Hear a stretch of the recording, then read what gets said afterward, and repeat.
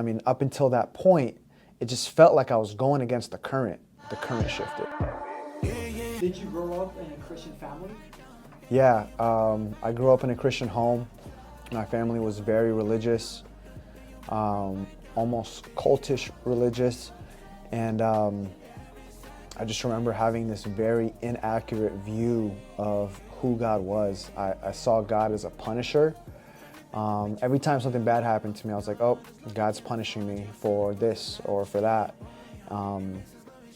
So it made it really hard to have a relationship with God, having that view of Him. And it made it really hard for me to get ahead in life, having that view of God is punishing me because I'm not perfect. I remember I rebelled. You know, I moved out of the house. I started partying and drinking and doing drugs. And I wasn't long before I hit rock bottom. I moved back home. I started going to church, and a different church. And for the first time ever, I actually started getting a glimpse of who God actually was. And it wasn't like a 180-degree turn at that point, but I started becoming more open to God in that moment. But I still continued on that cycle of doing my own thing, hitting rock bottom, turning back to God, doing my own thing, hitting rock bottom, turning back to God.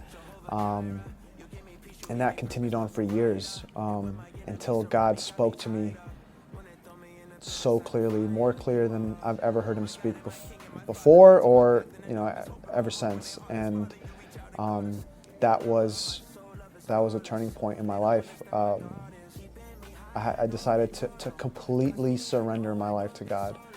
My dreams of making money, my goals of becoming successful, I gave it all to God. And in my mind, I'm fully expecting God to send me to Africa to be a missionary. But that's not what happened. God had other plans for my life. And I mean, up until that point, it just felt like I was going against the current.